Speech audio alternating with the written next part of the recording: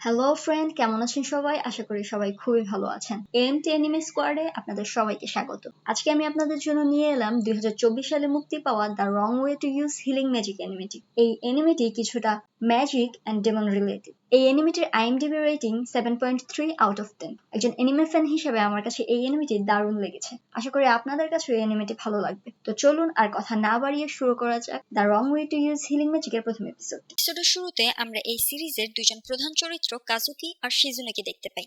তারা দুইজন একটি ক্লাসরুমে প্রবেশ করলে সেই ক্লাসরুমের সব স্টুডেন্ট তাদেরকে নিয়ে গসিপ করা শুরু করে। এরপর সিন শিফট হয় এবং আমাদের এই সিরিজের অন্যতম একটি প্রধান চরিত্র ওসাতোকে দেখানো হয়। ওসাতোকে আমরা বলতে শুনি যে সে একজন সাধারণ স্টুডেন্ট, মানে এপিসোডের শুরুতে দেখানো কাজুকি আর শিজুনের মতো অত পপুলার না। সে মনে মনে ভাবে যে তার সাথে যদি এমন কিছু একটা ঘটতো যাতে তার জীবনটা একদমই পাল্টে যেত। তো যাই হোক, এরপর সিন শিফট হয় এবং আমাদের স্কুল ছুটির পরের দৃশ্য দেখানো হয়, যেখানে কেউ একজন ওসাতোর ছাতা নিয়ে গিয়েছিল। বাইরে অনেক বৃষ্টি হওয়ায় ছাতা ছাড়া সে যেতে পারতো না, তাই সে সেখানেই বসে বৃষ্টি থামার জন্য অপেক্ষা করতে থাকে।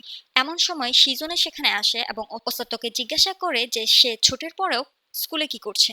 ওসাতো তাকে সবকিছু খুলে বলে এবং সেখান থেকে চলে যেতে নেয়। কিন্তু ঠিক তখনই সেখানে কাজুকি চলে আসে এবং ওসাতোকে একটি এক্সট্রা ছাতা দেয়। ওসাতো সেটা না নিতে চাইলে কাজুকি তাকে বলে যে তার কাছে একটি এক্সট্রা ছাতা আছে, তাই সে সেটি নিতে পারে। তাদের কথাবার্তার শেষে কাজুকি ওসাতোকে একসাথে বাড়ি যাওয়ার অফার, এতে ওসাতো রাজি হয়ে যায়। তাই তারা তিনজন একই সাথে বাড়ির দিকে ফিরতে থাকে। রাস্তায় তারা বিভিন্ন ব্যাপার নিয়ে খুনসুটি করতে থাকে। এমন সময় হঠাৎ ওসাতো তাদেরকে প্রশ্ন করে বসে তারা দুইজন ডেট করছে কিনা, কিন্তু কাজুকি এবং শিজুনে জানায় যে তারা দুইজন ডেট করছে না।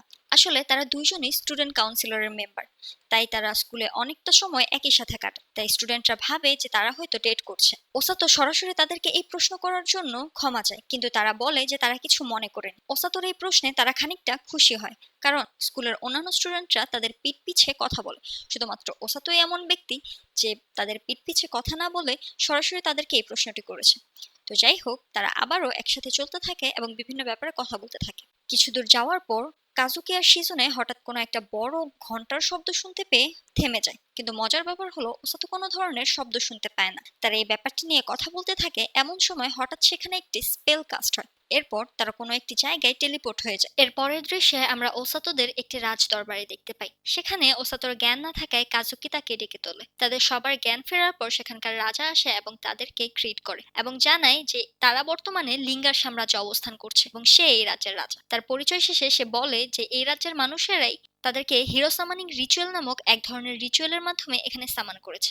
আসলে ব্যাপার হয়েছে কি, 2 বছর আগে ডেভিলরা এই রাজ্যে আক্রমণ করেছিল। তারা অনেক কষ্টে ডেভিলদেরকে প্রতিহত করতে সক্ষম হলেও এতে তাদের অনেক জানমালের ক্ষতি হয়। এখন সেই ডেভিলেরা আবারও এই রাজ্যে আক্রমণের প্রস্তুতি করছে, তাই তারা এই যুদ্ধের প্রস্তুতির জন্য হিরো সামানিং রিচুয়াল নামক একটি রিচুয়ালের মাধ্যমে ওসাতোদেরকে এখানে সামান করেছে। তাদের এই কথাবার্তা শুনে শিজুনে অনেক খুশি হয়। তার কাছে এই ব্যাপারগুলো অনেক এক্সাইটিং মনে হতে থাকে, কিন্তু কাজুকি এতে অনেক রেগে যায়, কারণ তারা কোনো কিছু না জানিয়ে তাদেরকে এখানে নিয়ে এসেছে। এখন তাদের ফ্যামিলির কি হবে? তাই সে রেগে রাজাকে বলে তাদেরকে যেন আবার তাদের দুনিয়ায় ফেরত পাঠিয়ে দেওয়া হয়। কিন্তু রাজা বলে এটা আসলে সম্ভব নয়, কারণ হিরো সামানিং রিচুয়ালের মাধ্যমে হিরোদেরকে অন্য দুনিয়া থেকে এই দুনিয়ায় আনা যায় ঠিকই, কিন্তু তাদেরকে আবার তাদের দুনিয়ায় ফেরত পাঠানো যায় না। এই কথা শুনে কাজুকি অনেক রেগে যায়। সে রাজাকে রেগে কিছু বলতেই নেই এমন সময় ওসাতো তাকে থামিয়ে দেয় এবং কাজুকি শান্ত হতে বলে। সবকিছু ঠান্ডা হওয়ার পর রাজা ওয়েলসি নামের একটি মেয়েকে আদেশ দেয় ওসাতোদের সবকিছু বুঝিয়ে বলার জন্য, হিরো সামানিং রিচুয়ালের ব্যাপারে আর কি। তো ওয়েলসি নামের একটি মেয়ে আমাদেরকে বলে যে হিরো সামানিং রিচুয়াল শুরু হওয়ার আগে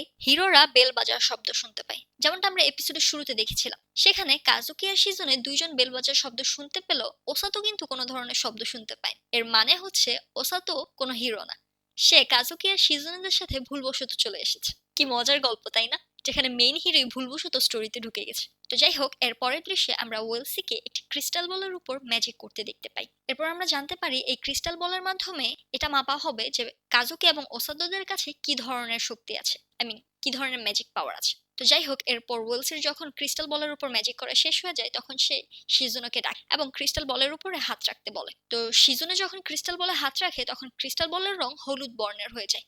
এটি দেখে উইলসি অনেক খুশি হয় এবং তাকে জানায় যে শিজুনের কাছে থান্ডার ম্যাজিকের পাওয়ার আছে। এই কথা শুনে শিজুনে অনেক খুশি। তারপর কাজুকি আসে। কাজুকি যখন ক্রিস্টাল বলে হাত দেয় তখন ক্রিস্টাল বলের রং সাদা হয়ে যায়। এরপর উইলসি আমাদেরকে জানায় কাজুকির কাছে লাইট ম্যাজিকের পাওয়ার আছে। লাইট ম্যাজিকের কথা শুনে কাজুকি কিছুটা কনফিউজড হয়ে যায়, কারণ সে লাইট ম্যাজিক দিয়ে কি করবে। তো যাই হোক, এরপর ওসাতো যখন ক্রিস্টাল বলে হাত রাখে তখন ক্রিস্টাল বলের রং গাঢ় সবুজ বর্ণের হয়ে যায়, যা দেখে উইলসি নামের মেয়েটি ভীষণ ঘাবড়ে যায় এবং তাড়াতাড়ি ওসাতোকে নিয়ে রাজ দরবারে উপস্থিত হয় এবং রাজাকে সমস্ত কিছু খুলে বলে। রাজাও ক্রিস্টাল বলের রং সবুজ শুনে ভীষণ ভয় পেয়ে যায়। তাদের রিয়াকশন দেখে ওসাতো ভাবতে থাকে তার কাছে না জানি কি ভয়ঙ্কর পাওয়ার আছে। তো যাই হোক, ক্রিস্টাল বলের রং সবুজ শুনে তারা তাড়াহুড়ো করে ওসাতোকে কোনো জায়গায় পাঠিয়ে দেওয়ার ব্যাপারে বলতে থাকে এবং কিছু মানুষ পরামর্শ দেয় যে ওসাতোকে যেন শহরে পাঠিয়ে দেওয়া হয়। তারা ওসাতোকে কোথায় পাঠানো যায় এ ব্যাপারটা নিয়ে কথা বলছিল, ঠিক এমন সময় রাজদরবারে সবুজ চুলের ভিলেনের মতো দেখতে একটি মহিলার এন্ট্রি হয়। সে এসে রাজাকে মেঘের স্বরে জিজ্ঞাসা করে যে হিরোরা চলে এসেছে কিনা। ওয়েলসি জানায় যে হিরোরা চলে এসেছে। সে ওসাতোকে দেখে জানতে চায় যে ওসাতো হিরো কিনা, কিন্তু ওসাতো প্রশ্নের উত্তর দেওয়ার আগে রাজা বলে ওঠে যে ওসাতো কোনো হিরো না, ওসাতো হিরোদের সাথে ভুলবশত চলে এসেছে। এখানে রাজাকে দেখে আমরা বুঝতে পারি সেও এই মহিলাকে প্রচন্ড ভয় পায়। তো যাই হোক, এরপর রোজ ওসাতোকে তার নিজের নাম বলে এবং এখানে আমরা জানতে পারি এই মহিলার নাম হচ্ছে রোজ এবং সে রেস্কিউ টিমের ক্যাপ্টেন। এরপর ওসাতো তার নাম জানায়। তাদের দুইজনের পরিচয় পর্ব শেষে রাজা ওয়েলসিকে আদেশ দেয় রোজকে যেন হিরোদের সাথে দেখা করতে নিয়ে যায়। রোজ আর ওয়েলসি চলে যাচ্ছিল, ঠিক এমন সময় ওসাতো রাজাকে প্রশ্ন করে বসে ক্রিস্টাল বলের রং সবুজ বর্ণের হওয়ার মানে কি, তার কাছে কি এমন ম্যাজিক আছে। তার এই কথা শুনে রোজ থমকে দাঁড়ায় এবং ওসাতোকে জিজ্ঞাসা করে যে সত্যি কি ক্রিস্টাল বলের রং সবুজ হয়েছিল কিনা। ওসাতো হ্যাঁ বললে রোজ রাজাকে জানায় যে সে ওসাতোকে তার সাথে করে নিয়ে যাবে। রাজা এই ব্যাপারটিতে রাজি হয় না এবং ওয়েলসিকে বলে যে ওসাতোকে রোজের কাছ থেকে দূরে কোথাও নিয়ে যেতে। তাই ওয়েলসি তার ম্যাজিকের মাধ্যমে ওসাতোকে রাজপ্রাসাদের বাইরে নিয়ে আসে, কিন্তু রোজও তার পিছু পিছু আসে এবং ওয়েলসির ম্যাজিক ব্রেক করে ওসাতোকে সেখান থেকে নিয়ে যায়। ওসাতোকে সেখান থেকে নিয়ে যাওয়ার আগে রোজ রাজাকে বলে যে সে সম্পূর্ণভাবে ওসাতোকে হিলিং ম্যাজিক শিখিয়ে দিবে। এর পরের দৃশ্যে আমরা শিজুনে এবং কাজুকিকে দেখতে পাই। ওয়েলসি এই ব্যাপারে সমস্ত কিছু তাদেরকে খুলে বলে। ওয়েলসির কথা শুনে কাজুকি এবং শিজুনে মনে করে ওসাতো হয়তো কোনো বিপদে আছে, কিন্তু ওয়েলসি তাদেরকে জানায় যে ওসাতো কোনো বিপদে নেই। আসলে ক্যাপ্টেন রোজের শিখানোর পদ্ধতিটা একটু ডিফারেন্ট, তাই তারা এই ব্যাপারটি নিয়ে একটু ভয় পাচ্ছিল। এর পরের দৃশ্যে আমরা রোজ আর ওসাতোকে দেখতে পাই। রোজ ওসাতোকে জানায় যে ওসাতোর কাছে আসলে হিলিং ম্যাজিকের পাওয়ার আছে, আর হিলিং ম্যাজিকের ইউজার এই রাজ্যে অনেক কম হওয়ায় রোজ তাকে নিজে ট্রেনিং দিবে। এখানে আমরা আরো জানতে পারি রোজ নিজেও একজন হিলিং ম্যাজিক ইউজার। তো যাই হোক, তাদের কথাবার্তা শেষে রোজ রেস্কিউ টিমের অন্যান্য মেম্বারদেরকে ডাকে এবং ওসাতোর সাথে পরিচয় হতে বলে। তাদের সবাইকে দেখে ওসাতো খানিকটা ঘাবড়ে যায়। এরপর রোজ তাদের মধ্যে একজনকে ডেকে বলে যে ওসাতোর জন্য থাকার ব্যবস্থা করে দিতে। তারা যখন জানতে পারে রোজ নিজে ওসাতোকে ট্রেনিং দেবে তখন তারা ওসাতোর জন্য দুঃখ প্রকাশ করে। এমনটা কেন হয় তা পরবর্তী এপিসোডে আমরা জানতে পারবো। তো যাই হোক, এর পরের দৃশ্যে আমরা ওসাতোকে তার বেডে শুয়ে থাকতে দেখি। সেখানে সে শুয়ে শুয়ে তার আজকের ঘটে যাওয়া পুরো দিনটার কথা ভাবতে থাকে আর তার ভাবনার মাঝে এই এপিসোডটি শেষ হয়ে যায়। তো এই এপিসোডের শুরুতে আমরা ওসাতোকে দেখতে পাই। সে মনে মনে ভাবছিল তার সাথে কালকে ঘটে যাওয়া সমস্ত ঘটনাগুলো যদি তার স্বপ্ন হতো। এরপর সিন শিফট হয় আর আমাদেরকে শিজুনে আর কাজুকিকে দেখানো হয়। তারা ওসাতোর সাথে রেস্কিউ টিমের এখানে দেখা করতে আসে। সেখানে যাওয়ার পর তারা ওসাতোর সাথে বিভিন্ন ব্যাপারে কথা বলে এবং একে অপরকে তাদের ট্রেনিং এর জন্য চিয়ার করে। কাজুকি আর শিজুনে সেখান থেকে চলে যাওয়ার পর সেখানে রোজ আসে। রোজ সেখানে এসে ওসাতোকে একটি ডায়েরি দেয় এবং বলে যে তার প্রতিদিনের ট্রেনিং এর অভিজ্ঞতা যেন ওসাতো এই ডায়েরিটিতে লিখে রাখে। এর পরের দৃশ্যে আমরা ওসাতোর প্রথম দিনের ট্রেনিং দেখতে পাই। সেখানে ক্যাপ্টেন রোজ তাকে ম্যাজিক পাওয়ার ফিল করার ট্রেনিং দেয়। এরপর রোজ তাকে একটি বই দেয়। সেই বইটিতে লিঙ্গার সাম্রাজ্য আর ডিমনদের ব্যাপারে অনেক কিছু লেখা ছিল। ওসাতো সেই বইটি খুলে অনেক অবাক হয়ে যায়, কারণ সে বুঝতে পারে না সে কি করে এই দুনিয়ার ভাষা পড়তে পারছে। তার এই প্রশ্নে রোজ তাকে বলে যে হিরোদেরকে যখন এই দুনিয়ায় সামান করা হয় তখন অটোমেটিকলি তাদের উপর ভাষা পড়ার জাদু হয়ে যায়। এরপর রোজ তাকে সেই ডায়েরিটি পড়তে দিয়ে সেখান থেকে চলে যায়। এদিকে ওসাতো তো ভীষণ খুশি হয় যে তার ট্রেনিং অনেক সোজা হচ্ছে।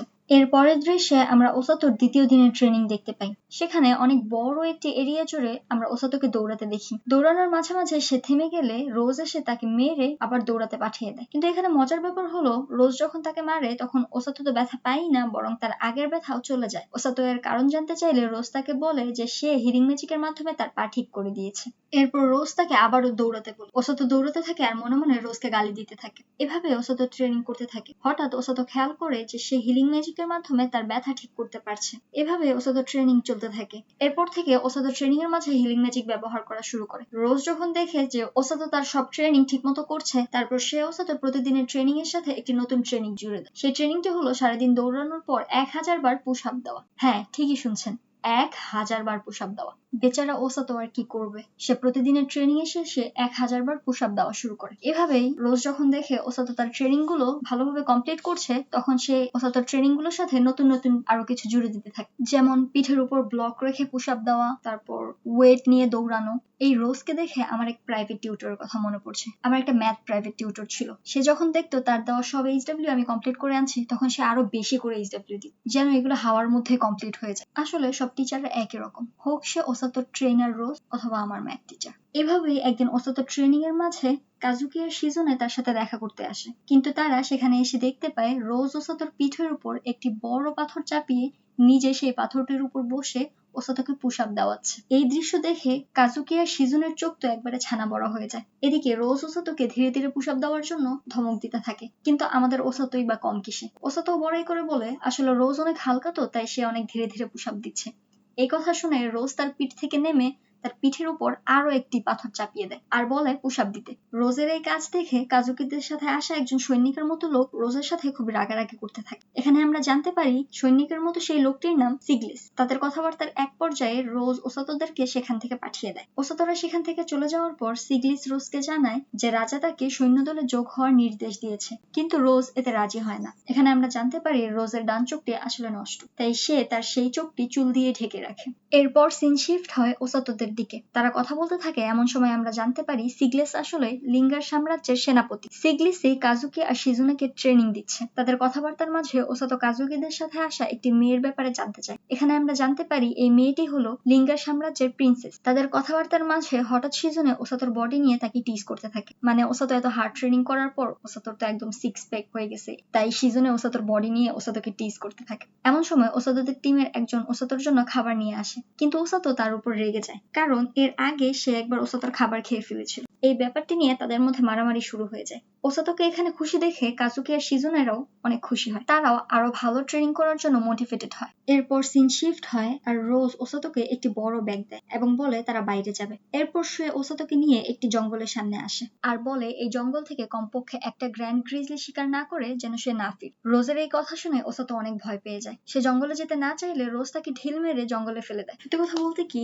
এই পুরো এপিসোডে আমার ওসাতোর জন্য অনেক বেশি খারাপ লেগেছে। বেচারা কি অমানবিক পরিশ্রমই না করেছে, এখন আবার তাকে জঙ্গলেও ফেলে দিয়েছে। কি জানি নেক্সট এপিসোডে তার সাথে কি হয়। এরকম একটি দারুণ সাসপেন্স রেখে দ্বিতীয় এপিসোডটি এখানেই শেষ হয়ে যায়।